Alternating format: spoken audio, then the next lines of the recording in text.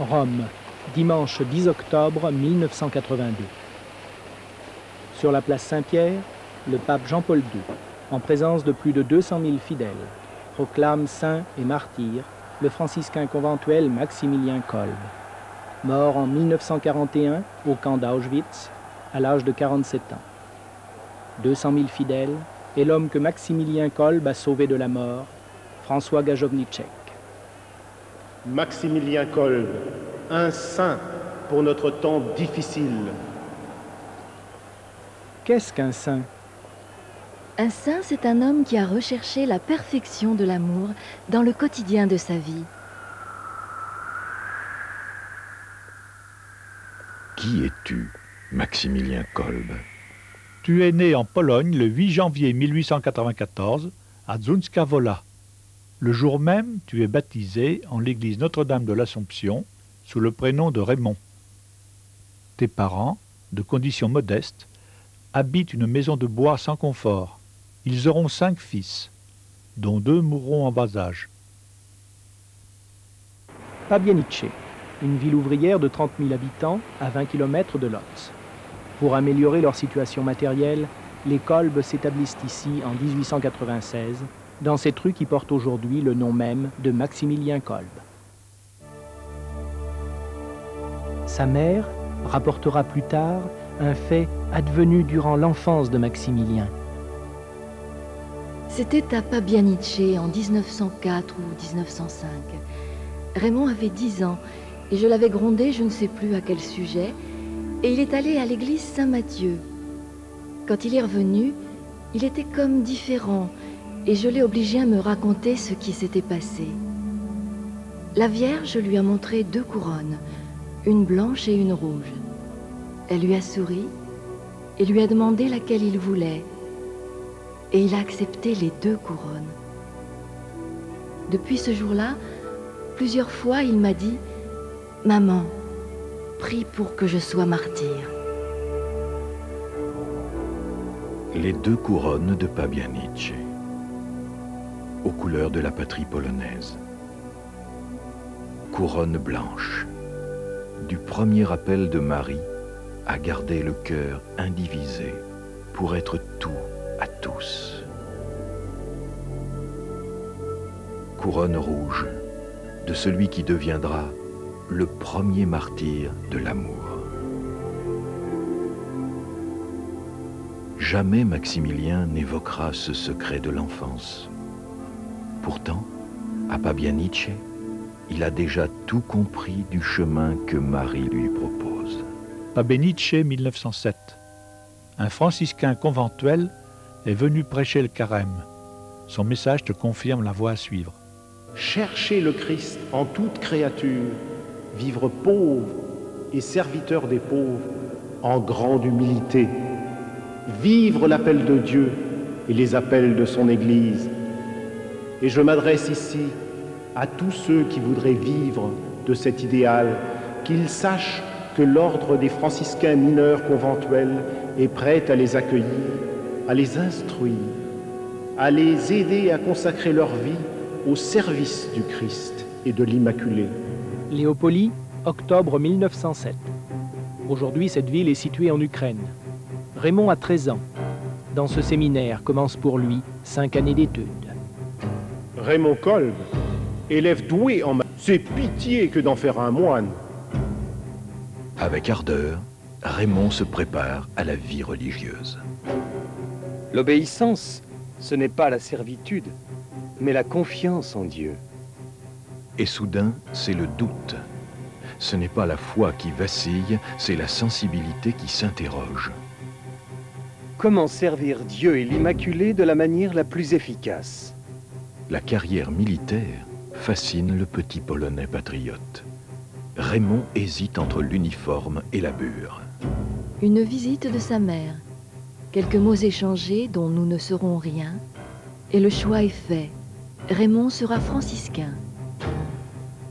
Le 4 septembre 1910, Raymond devient frère Maximilien. Il revêt l'habit des franciscains conventuels. Il a 16 ans et 8 mois.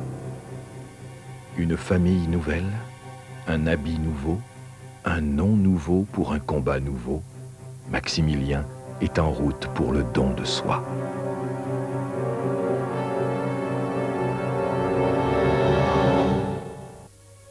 Rome, le 30 octobre 1912, à 18 ans, tu rejoins le collège franciscain conventuel de la voie Théodoro. Au-delà de sa formation théologique, Maximilien continue de se passionner pour les sciences physiques et mathématiques. En un temps où l'Église voit avec crainte l'avènement du progrès scientifique, Maximilien fait figure de précurseur, envisageant l'utilisation des techniques les plus modernes dans l'œuvre d'évangélisation. En 1918, il ira même jusqu'à concevoir un véhicule spatial selon les principes du moteur à réaction. Nous avons besoin de nous réveiller pour disputer la place aux ennemis des âmes. La presse, le cinéma, la radio et toutes les découvertes doivent être utilisées pour éclairer les esprits, enflammer les cœurs et aider les hommes à connaître Dieu. Les archives attestent que Maximilien Kolb, âgé de 21 ans, a obtenu son doctorat en philosophie avec mention le 22 octobre 1915. Dans cette chapelle, Maximilien a prononcé les vœux définitifs de sa profession solennelle le 1er novembre 1914.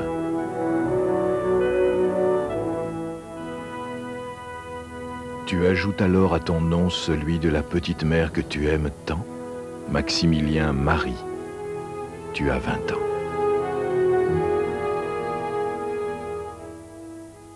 « 1915. Maximilien entre au collège séraphique à Rome.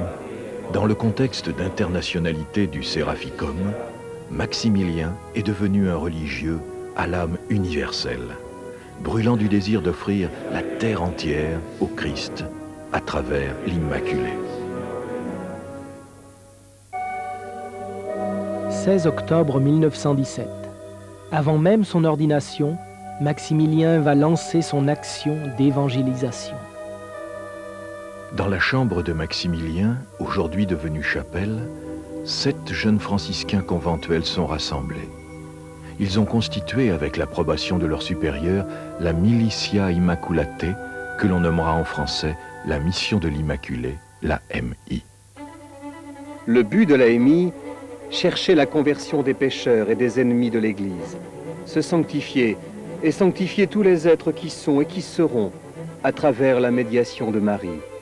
Les conditions de la MI, se consacrer totalement à l'Immaculée comme instrument entre ses mains.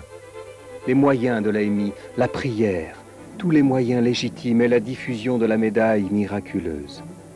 Sur 1/8 de page, tout est dit d'un but gigantesque, la conquête du monde. La vie entière, offerte en engagement total. L'anéantissement du mal en nous et autour de nous. 28 avril 1918. Dans la lumière bleutée d'un petit matin, en l'église Sant'Andrea della Valle, Maximilien Marie est ordonné prêtre. Il a 24 ans. Le lendemain, 29 avril 1918. En l'église Sant'Andrea delle Frate, Maximilien célèbre sa première messe. À cet autel où Marie a manifesté son amour. Après 7 ans d'études, tu rejoins Cracovie et ta Pologne natale. Maximilien, te voici professeur d'histoire de l'Église au séminaire de ton ordre pour plus de 3 années. Et tu rencontres aussi des ouvriers, des militaires, des étudiants. Le premier groupe de la MI va naître. Le mouvement s'ouvre aux laïcs. Dans cette salle, devenue chapelle, s'est tenue la première réunion du premier groupe polonais de la mission de l'Immaculée. De tout ton être, tu es apôtre, rien ne t'arrêtera désormais. C'est à Cracovie que tu as noté cette résolution éclatante de démesure.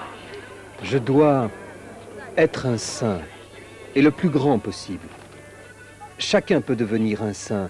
Avec l'Immaculée, il suffit seulement qu'il le veuille.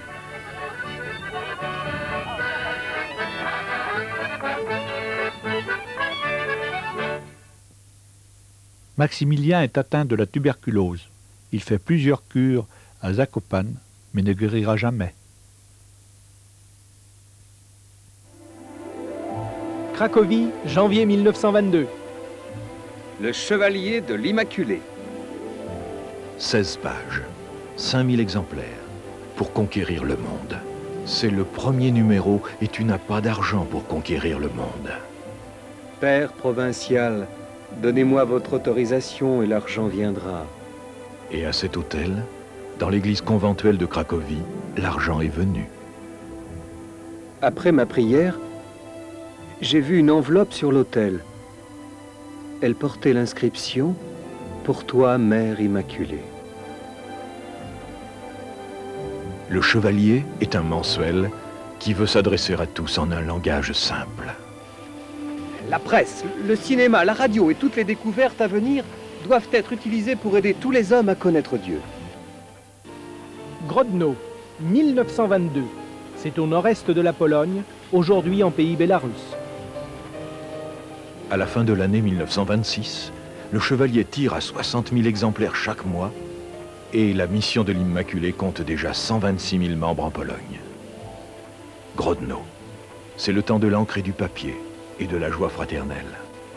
20 frères partagent avec toi l'idéal d'évangélisation par la presse. Des machines envahissantes, du papier jusque dans les cellules. 80 000 exemplaires du Chevalier chaque mois. Grodno ne suffit plus. 6 août 1927. À 40 km de Varsovie, ces champs déserts vont devenir la cité de l'Immaculée. Cette statue est la première pierre d'une ville. Le prince Druski Lubeski a donné les terrains. Niepokalanów, littéralement la cité de l'Immaculée. Niepokalanów, l'utopie réalisée en forme de ville au service de Marie pour donner l'amour du Christ au monde entier. La cité de l'Immaculée surgit, construite par les religieux eux-mêmes, bâtie de travail et de prière, de fraternité et de joie. Nous, franciscains, nous nous sommes donnés totalement pendant 7 siècles pour que soit reconnue la vérité de l'Immaculée Conception. Cette action a été couronnée par la proclamation du dogme et l'apparition de la Vierge à Lourdes. C'est maintenant le tour de la seconde partie de l'histoire. Semer cette vérité dans les âmes, surveiller sa croissance et récolter les fruits de sainteté. Ce sont là quelques points essentiels de tes intuitions. Et tu conclus? L'Immaculée est un mystère et non un théorème. Il est des choses que l'on apprend bien qu'à genoux. À la veille de la guerre, Niepokalanów, avec ses 762 religieux, sera le plus grand couvent du monde et le plus dynamique des éditeurs chrétiens. Il faut étendre la pensée missionnaire aux dimensions du monde. Car tous les hommes, tous, sont appelés au salut. Dans chaque pays doit surgir une cité de l'Immaculée. Et de là, l'Immaculée doit rayonner grâce aux moyens techniques les plus modernes. 1930. Ton frère Alphonse te succède à la tête de Niepokalanów. Et toi, Maximilien, tu te prépares à annoncer l'Évangile aux hommes qui ne connaissent pas encore le Christ.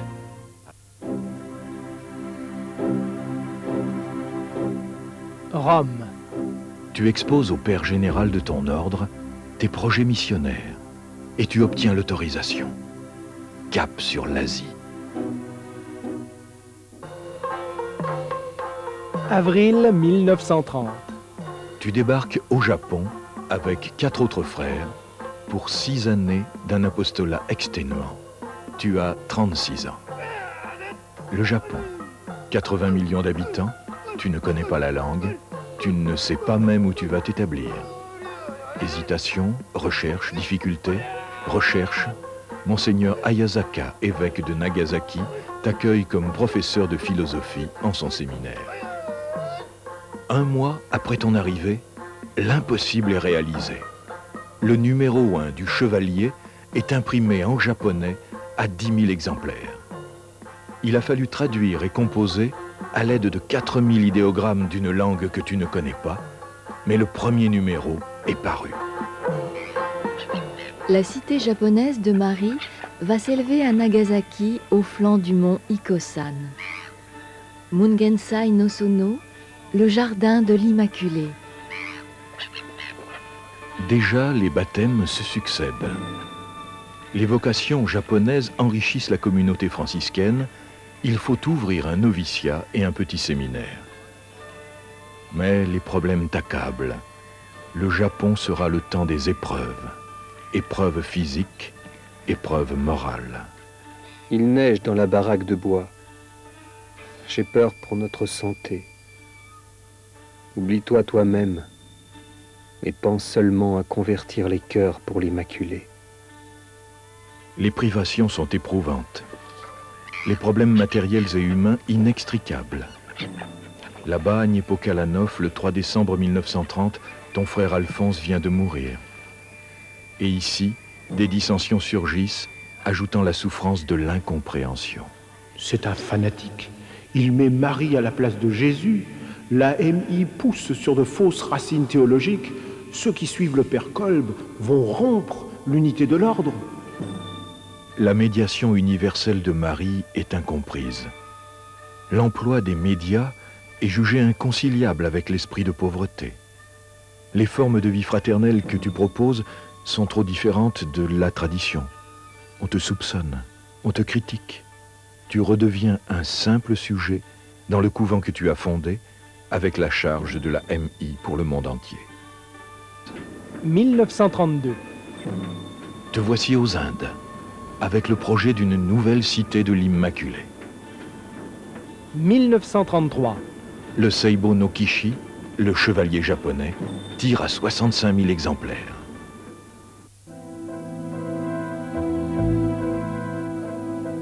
« 1936. Te voici de nouveau en Pologne. Tu viens d'être nommé par tes frères supérieur de Niepokalanów. Les oppositions se sont évanouies, la confiance est intacte. Tu as 42 ans. Niepokalanów s'épanouit dans l'apostolat de la MI. Près de 800 religieux animent ce singulier village-couvent. Le chevalier tire à 1 million d'exemplaires chaque mois. Le petit chevalier pour les jeunes, 165 000. Le tout petit chevalier pour les tout petits, 35 000 exemplaires. Un bulletin missionnaire, une publication en latin pour le clergé. Et le petit journal, le Malé Dieznik, un quotidien catholique d'actualité qui tire à 150 000 exemplaires chaque jour et 250 000 le dimanche, un journal populaire. De partout, l'on vient visiter la cité de l'Immaculée. Et l'on s'étonne de la station de radio.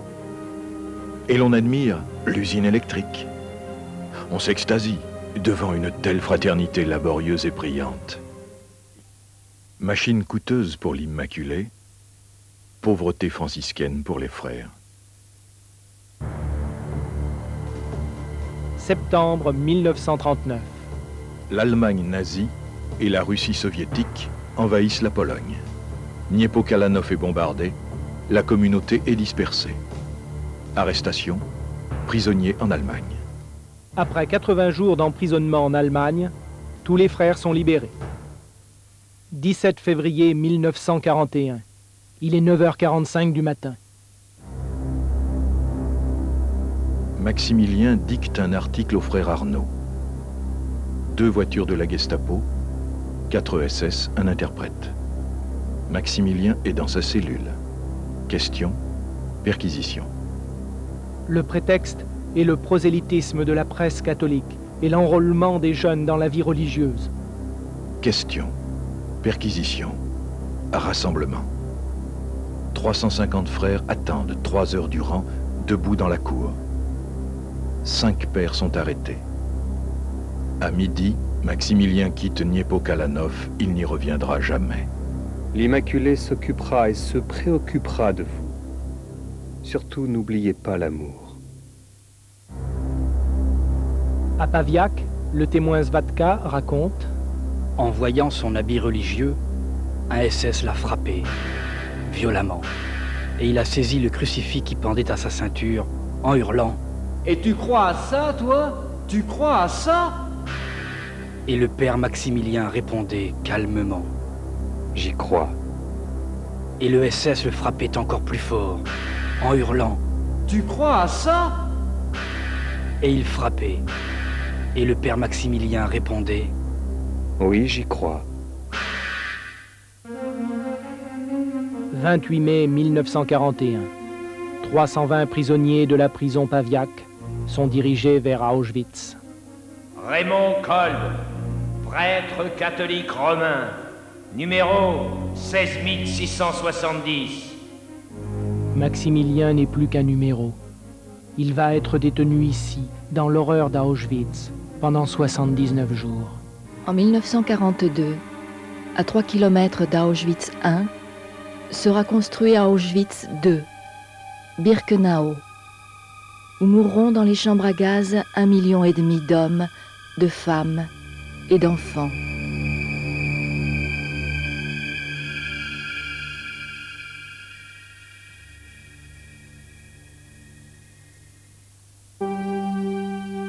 « 15 juin 1941. La dernière lettre adressée à sa mère sur le formulaire réglementaire du camp. Ma maman chérie, c'est vers la fin du mois de mai que je suis arrivé par chemin de fer au camp de concentration d'Auschwitz. En ce qui me concerne, maman chérie, tout va bien. Sois tranquille pour moi et pour mon salut. Car le bon Dieu est en tout lieu, et avec un grand amour, il pense à tous et à tout. Il serait bon que tu ne m'écrives pas avant que je ne t'envoie une autre lettre, car je ne sais pas combien de temps je resterai ici. Avec mes baisers affectueux, Raymond. C'était vers le 30 juillet 1941. Le détenu Klaus du bloc 14 s'était évadé. Tous les blocs du camp ont dû rester au garde à vous jusqu'à 9 h du soir.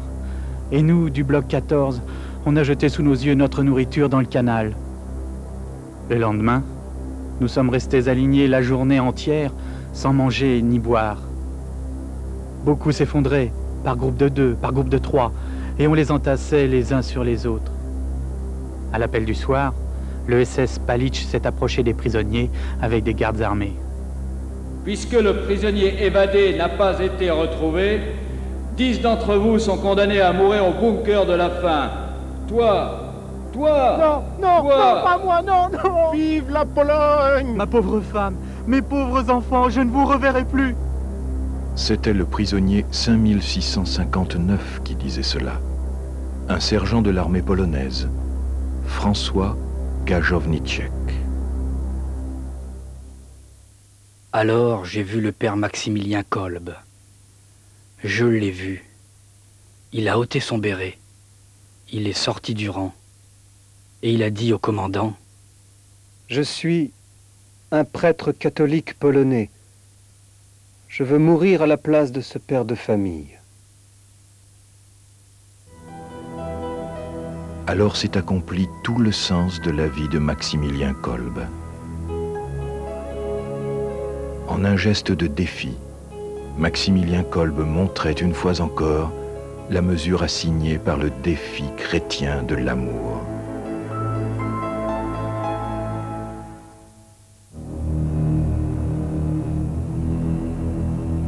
On dirige les 10 condamnés vers le sous-sol du bloc 11. Bloc Śmierci, bloc de la mort. Dans des cellules privées de lumière, ils vont attendre la plus horrible des morts lentes par la faim et par la soif. On leur retire leurs vêtements. Ils sont nus. Ils sont 10. Ils vont mourir.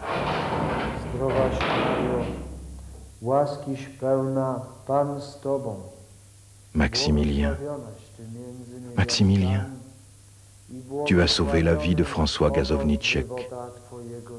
Et dans la cellule, tu vas aussi sauver les 9 autres. Tu vas les sauver du désespoir et de l'abandon. Dans les ténèbres du bunker, tu accompagnes de ta vie les tourments de l'agonie. Tu prononces des paroles d'amour.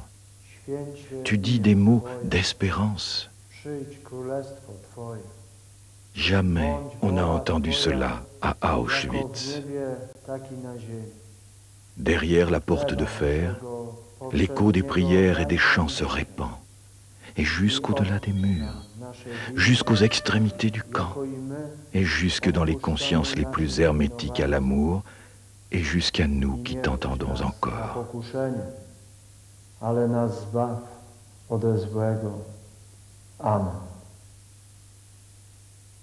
Chaque jour, les gardes contrôlent l'agonie, ordonnent d'emporter les cadavres. Jésus et l'Immaculée nous attendent derrière la porte noire. Ils nous attendent dans la lumière.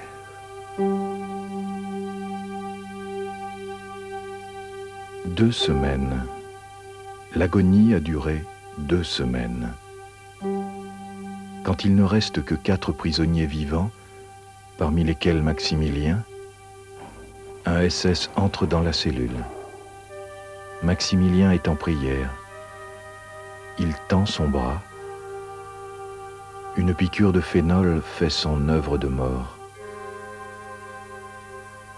Alors Maximilien glisse doucement le long du mur, les yeux ouverts, la tête inclinée sur le côté gauche dans son attitude familière.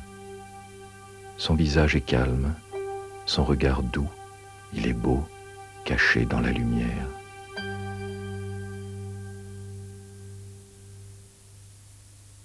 Maximilien Marie Kolb est mort le 14 août 1941, à l'âge de 47 ans. Le lendemain, son corps fut porté au crématoire.